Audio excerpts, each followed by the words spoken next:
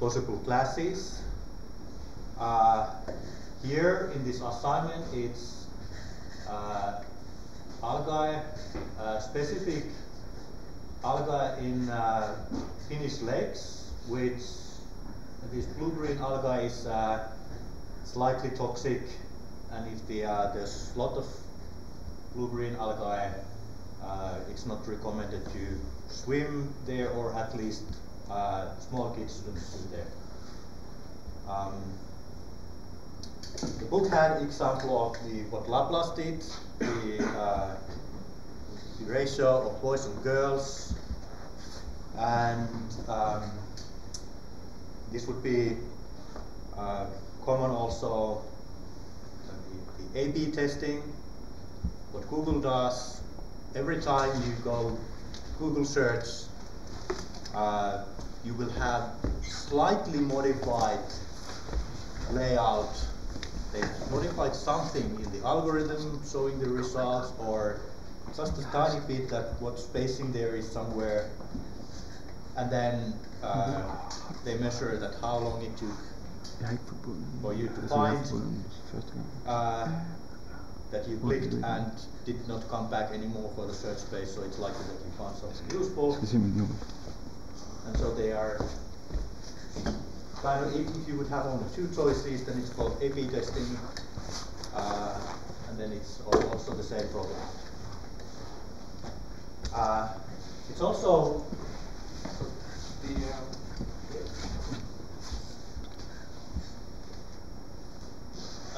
good problem to illustrate the kind of before we go to probabilistic programming. So we have the probability theta that there is algae, and then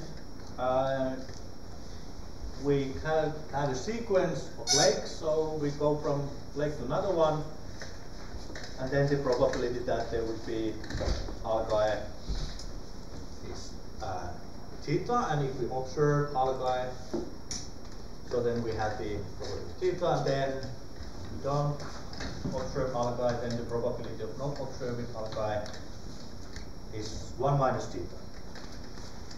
And then we get the sequence of observations telling what was the kind of if we would know the probability of algae, then what is the probability of observing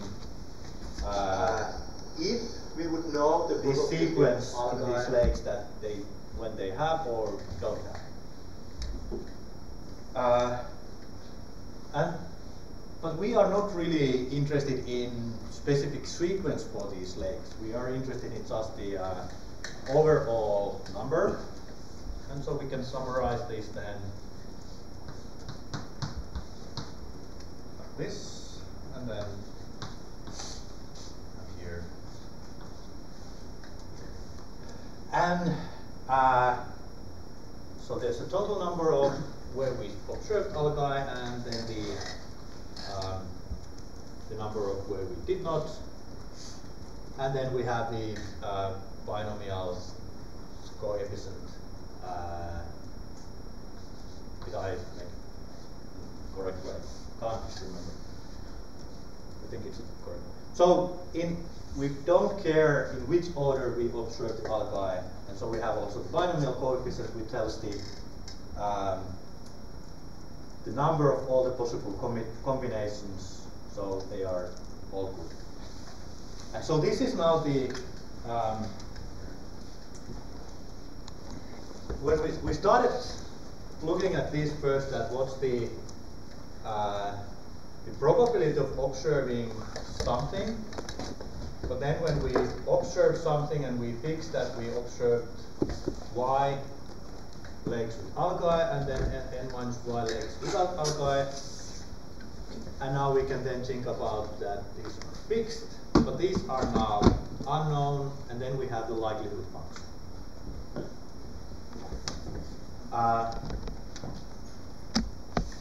And then, when we look at this as a likelihood function, it turns also out that we don't even need to look at this term because this doesn't depend on theta, and then we can just write that our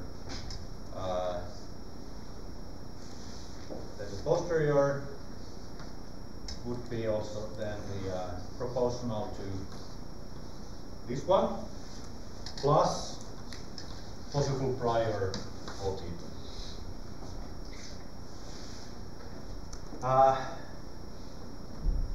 In the same way, so in this case it was quite easy to start from just that we have the probability and then come up with the equation for the total probability model, and then looking at this theta, have a function and so on. When we go to these continuous models, Gaussian, Poisson and so on,